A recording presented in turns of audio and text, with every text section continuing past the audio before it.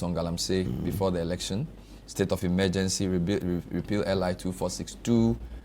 Essentially, some of your colleagues were even saying a serious president could stop Galamsey in weeks. We've had a whole year, at least 12, 11 months. Basically, the view is that the Galamseyers have just changed party colors and it's still going on, right? And the urgency, the gusto, that was the rhetoric in opposition, we are not seeing it in government. Why in government there's no rhetoric, there's action. The action is not matching the rhetoric in opposition. And I say that in government there's no rhetoric, there's action. I think that the president remains very focused through his Minister for Lands and Natural Resources and his Minister for Environment in dealing with a major crisis of the country, which is Galamsey, which is affecting, one, the quality of the water we drink, the quality of the air we breathe. I was in Japan when investors complain about the quality of Ghana's cocoa and the effect of cyanide on Ghana's cocoa, which can be fatal if our cocoa get rejected.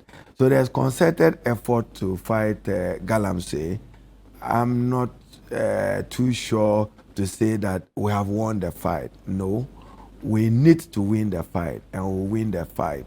So we need concerted, accelerated effort and more mobilization to deal with it. But more importantly, punitive action. I think that any public officer or political office holder associated with the menace of Galamsey. I said it when I had opportunity with then acting Chief Justice of the Republic, Scott Puamang, at a mentoring program that punish decisively if the court gets any opportunity of any public office holder engaged in Galamsey. They should deal ruthlessly with that person so that it becomes a deterrent. Now, if you see the number of excavators that has been seized, that's significant. Number of persons who have been arrested, significant compared to the MPP era. That is not to say that we are successful in our fight against There's Galamsey. a thing that the president is pacing himself, that the goodwill this president has, he can actually take very difficult decisions, including even a temporary ban on all kinds of mining, to sanitize the environment. Just a second. And then when the sanitization is done, we can go back. He hasn't chosen that option. He's chosen a more gradualist approach, which some people feel, for the kind of goodwill he has, is disappointing. No, it shouldn't be so. I think that you must understand the push and the pull factors of Galamsey. You have an economy which itself is dependent on gold. Today, gold is selling at 4,400 ounce, which is the best in the world since 1979, about 68% increase in it. Central banks across the world are all buying gold in order to up their reserves. You have legal mining, large-scale mining in Ghana, and the present part of the intervention was the establishment of the Gold Board, which has done well working with the Bank of Ghana to mobilize Ghana's gold reserve. I'm told that we have improved from $8 billion in December 2024 to about $12-13 billion as of now. In those communities where Galamsey is rife, what is the unemployment rate in those communities? You need to understand what the problem is. You must find alternative livelihoods for the young persons engaged in Galamsey as part of its management. And I'm not sure that we have convinced President Mahama that where we are, he needed to declare a state of emergency. If we do, he would not hesitate to do that. But you must understand the overall management of the economy vis-a-vis addressing the challenge of unemployment of young people. For them, that is their opportunity. You haven't given them any better opportunity or livelihood. They are destroying our environment. Absolutely. The cost of water is high. Muta Wakil is complaining about Ghana water, lack of. So all these things are legitimate. Everybody has an economic need, but that doesn't justify destroying the environment in the way they do. Not at all. I'm not in support of it. And as I've said, any public officer or political office holder associated with Galamsey should be dealt with ruthlessly. I said so publicly when I was with the acting Chief Justice at the program about a week ago. And there was a brilliant speech of one of the justices of the Supreme Court, what Galamsey is doing to the natural environment and even to the protection of the environment. And that can be scary for the future of our country. So just a last point, do you think the government can do better in Galamsey? We should do better. Our rating is not satisfactory at all. On the Galamsey point. But compared to the New Patriotic Party... Well, we compare to aspirations. Let's not reduce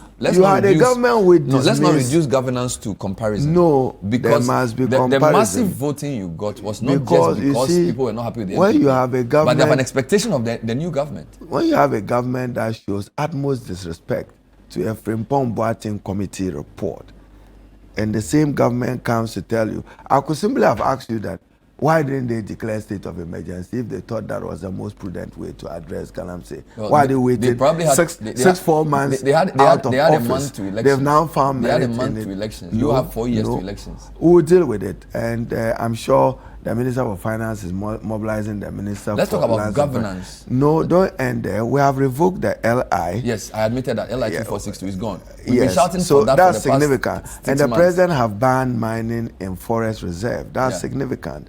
That didn't happen in the past, where you had all these mining leases granted to people to go into those forest areas. Unacceptable. So the attitude of the NDC fight against Galamsey, however disappointing you see it, is better than the MPP. The public will judge. So as we just point out the facts. But I think we need to do more. I agree with you. The picture in order to safeguard the environment and improve the quality of the air we breathe and the water we drink. Haruna, the picture on good governance is a bit checkered. Yep. There was a massive shout around oral. It seems to have fizzled out. That's number one. Number two, the OSP situation is hot and cold. There were high-ranking people in your party calling for the office to be cancelled, including a majority leader, Hayariga, and the chief whip. There's also been issues around the Attorney General's approach to his corruption cases, where sometimes he's given a lot of details about his intentions, and he's not even necessarily proceeded to court on some of the cases. So again, there was a lot of expectation around the campaign that the previous government was looting the economy and they will recover all the loot. Yes, we are not saying go and put people in prison without due process, but the whole feeling around anti-corruption seems to have, I don't know, a bit of an anticlimax, in my view. Bernard, be assured that 2025, the focus of President Mahama, having assumed office, acutely aware and sensitive to the state of the Ghanaian economy, primarily had to focus on resetting the economy. Into 2026, the reset will shift to governance, and that will include constitutional, administrative, and legal review in order to strengthen our public institutions to ensure more efficient and effective delivery of the public goods. Now, when it comes to the Office of the Special Prosecutor, and I'm sure you would have a minute for me to explain this, I take a sociological view of the Office of Special Prosecutor. Go back to the days when 1981, 1979,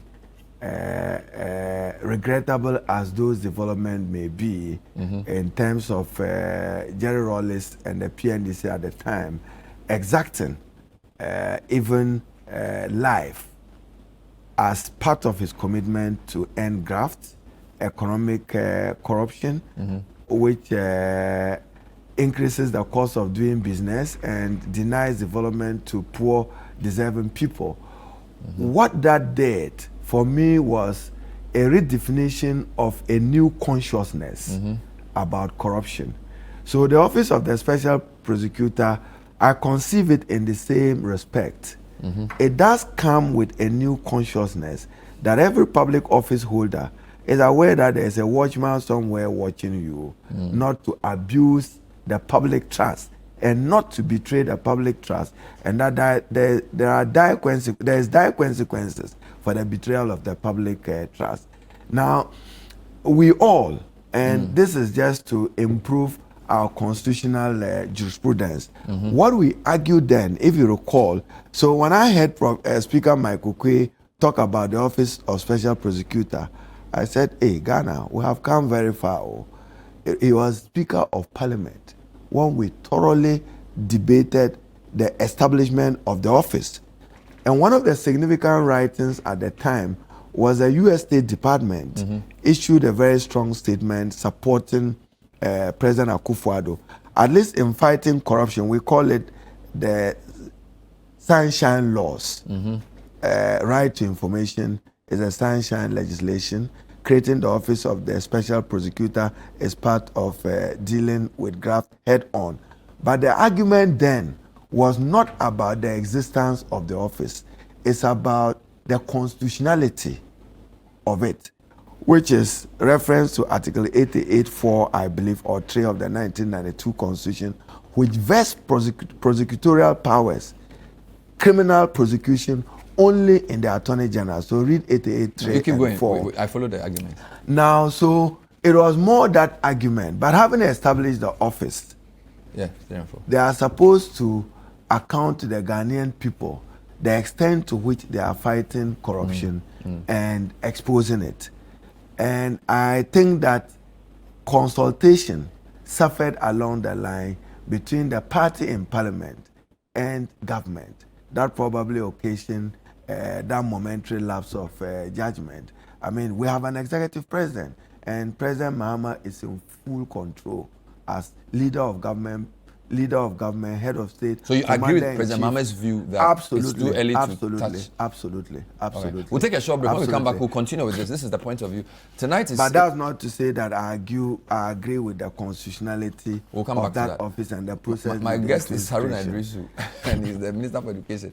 We'll actually talk about education again. We've just been breezing through the first year of the Mahama administration. Of course, he is a minister in that government, but we still want to test his own views around how well he thinks that government has done. We're discussing some governance issues. We'll be right back. Stay with us.